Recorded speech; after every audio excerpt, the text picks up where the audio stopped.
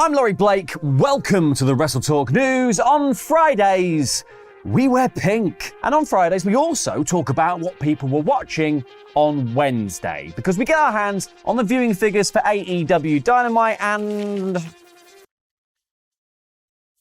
Oh, that's not good.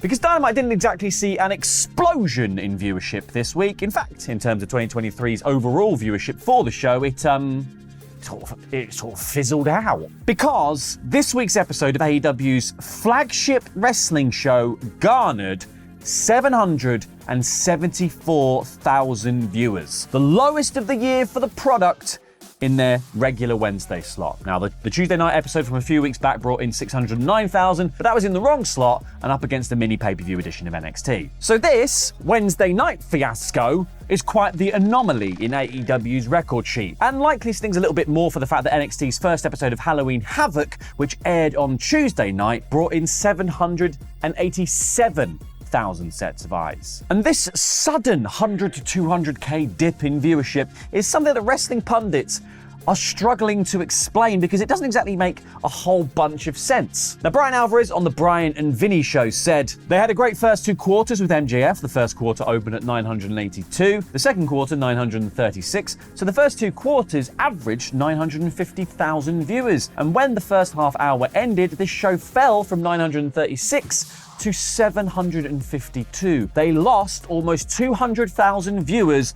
after the first half hour. From that point on, it was the normal ratings pattern if you subtract about 100,000 viewers from the normal. I looked at this and I've never seen anything like it. I thought, well, the NBA game must have come on because I've never seen a drop like that. Well, it turns out the NBA games have been on for a while. It was not the NBA games. So one of the things Alvarez suggested was that Tony Khan may have gone to the well one too many times on his classic, "We have a big announcement," as they did for the Sting receiving a gift segment of this show, which, you know, fans might now just be a little bit fatigued by. It's just going to be some random... You just randomly bought something, haven't you, Tony? You just bought something again. And Alvarez also criticised the show for a distinct lack of engaging stories outside of MJF. Meanwhile, Dave Meltzer on Wrestling Observer Radio questioned Dynamite leaning so heavily into nostalgia to bring in the viewers, a tactic which didn't work because you had Sting and Ric Flair, or two woos in a room as I call them. The Hardys and RVD all having prominent segments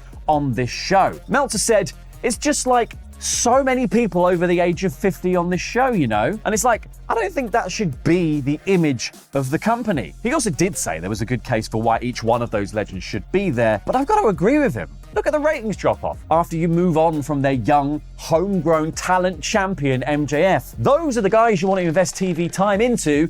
Those are the people you built the brand around in the early days, the people that WWE never gave a chance to. And those are the ones that your audience are invested heavily in. But anyway, forget about everything I just said about young talent, because it's time to talk about CM Punk. Because all the rumours have him showing up in WWE for Survivor Series. Rumours which higher-ups in the company have tried to quash, and outlets like House of Wrestling say they have independently verified as there being no plans for. Now, Punk himself has finally answered the rumours in an interview with 670 The Score when asked about being at the upcoming Premium Live event, saying, "They're asking if I'm going to be there. I think it's sold out. I think tickets are hard to get. I don't want to burst anybody's bubble. I'm kind of just sitting at home right now, enjoying this beautiful Chicago weather, and I have an injury in the family. My dog blew his little dog ACL, so I'm literally just spending my time with him." Whether this is a work or a shoot with regards to the Survivor Series, it doesn't bloody matter. Get well soon, Larry.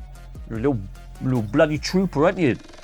Been through the wars. Sticking with Survivor Series plans that may or may not happen, much has been made of the event's War Games match. Firstly, it was a will they or won't they question regarding actually doing the match, especially around the time that Vince had his nose in Triple H's creative pie. However, now that Trips has the full reins over Vince, it's less a question of if the match will happen, but in what context will it take place? Will it be Adam Pearce's Raw versus Nick Aldis's SmackDown in classic brand supremacy? Will it be a Bloodline versus Babyface match like last year, or Judgment Day, or even Bloodline and the Judgment Day teaming up or going against each other? Who Who bloody knows? And it seems that our uncertainty over the matter is actually shared by WWE because according to WrestleVotes, the creative plans for the match may have indeed changed drastically. In a new tweet, WrestleVotes revealed that what they had been told was that the creative for War Games has gone back and forth for a while now. The original plan was supposedly to keep the match as a strictly Raw-only affair this year, which one would assume would equate to it featuring the Judgment Day in some fashion, rather than the Bloodline. However, according to WrestleVotes' source, there is now a sense that plans have changed from that. Ooh, you say. From what it's worth, Dave Meltzer did recently debunk the idea that the whole Raw versus SmackDown thing that WWE have been teasing could end up resulting in a War Games match, while also doing the same for a potential Seth Rollins versus Roman Reigns champion versus champion match too. Please don't devalue the World Heavyweight title any further. So yeah, who really knows? Guess we'll have to wait until Crown Jewel is in the books for us to get those answers. But please let us know in the comments down below how you think WWE should handle War Games this year, because your best suggestion gets a place on the imaginary War Games team in my head of all the comments I like. Moving on from one Big Four WWE Premium Live event to another, and there have been some major developments regarding next year's SummerSlam and where we can expect it to be emanating from. Bring back summer. It's got too cold now. The heat is escaping my head at a rapid pace. And it's not one many would have expected, because according to a new report from Fightful Select, 2024's biggest party of the summer is looking like it could be headed to Cleveland, Ohio. According to WWE sources, Cleveland is considered a front-runner and likely to secure SummerSlam. However, it's currently unclear whether the venue chosen will be the Cleveland Browns Stadium or Progressive Field. Either way, well done, Cleveland. Good for you. Now to someone who could very well be walking into SummerSlam as WWE Women's World Champion, one Jade Cargill, because they're making a big deal out of Jade. Because if you've watched any of WWE's 3 brands, you will have no doubt seen a fair bit of the former TBS champion, with her big decision on which brand to choose being milked for every damn drop of drama it's worth by WWE. However, despite Jade holding kayfabe talks with Raw, SmackDown, and NXT's bosses, we may already have the answer to her dilemma right here. And drum roll, please. It's Raw. It's Raw, because of course it's Raw. And you know what? Apparently all those talks with SmackDown and NXT were indeed all for show, because according to BWE on X, Cargill has always been touted for Raw, and unless something changes last minute, that's what indeed will happen. Now the only question is, when is Jade going to step inside a Raw ring, and with whom? Now, one interesting option for Cargill's first feud on Raw could be with former NXT Women's Champion Becky Lynch, because Cargill was a keen observer for the match between Lynch and Lyra Valkyria on NXT Halloween Havoc Night 1 this week, with a confrontation between the man and the former AEW star also teased on Raw a few weeks back. So while Cargill could have her eyes on the NXT Women's Championship, perhaps instead Jade will take on Lynch back on her home planet of Raw, as that appears to be where the last kicker will be heading again, seemingly confirming that in a reflective Instagram post saying, "The NXT era has come to an end. I'm immensely proud of my run as NXT Women's Champion. Lyra Valkyria is the real deal and will be a star for years to come. The future is in good hands." So mayhaps we can look forward to Jade versus Becky at Survivor Series. Yes, please. Question is, with Nia Jax, Zoe Stark, Shayna Baszler, and Raquel Rodriguez already circling around Rhea Ripley's world title, and Becky and Jade on top, is the Raw Women's division now the most stacked in WWE right now? I believe it might be.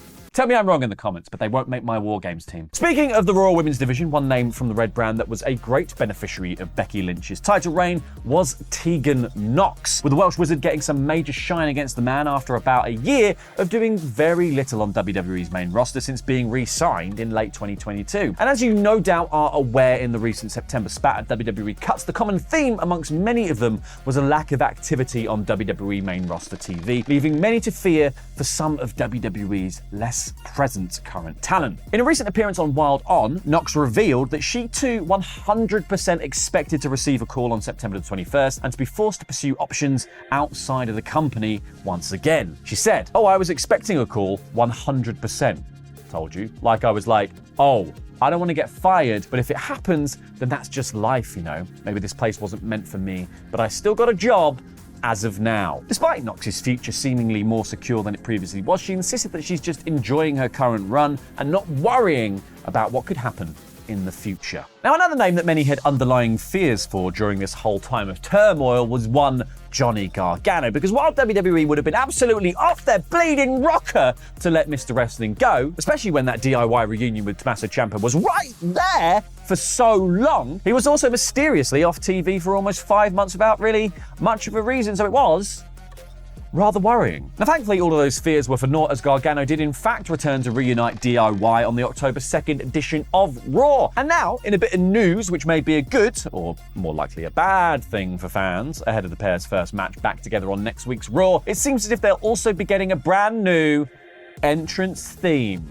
to go with it. Now, the news was revealed by a seemingly excited Gargano on a recent Twitch stream, saying when DIY debuted, the song they gave us was a stock song. It's not like it was hand-picked for us. We were not under contract yet. It just sort of caught on. But me and Tommaso are very excited about the potential of something new. It can be so much more. I'm trying not to spoil too much stuff, but you have to tune in on Monday. Gargano then said he thinks DIY's new theme has a very cool vibe and will be one that catches on and eventually will replace their old theme in the hearts of all their fans. Speaking of hearts, it's safe to say that after hearing WWE's bastardization of Rebel Heart that they've saddled Gargano with, I'm not totally sold on this idea just yet. But you know, keep an open mind. I'll give it a try. I'll try to like it, all right? Now, happy Friday, everyone. Off you go.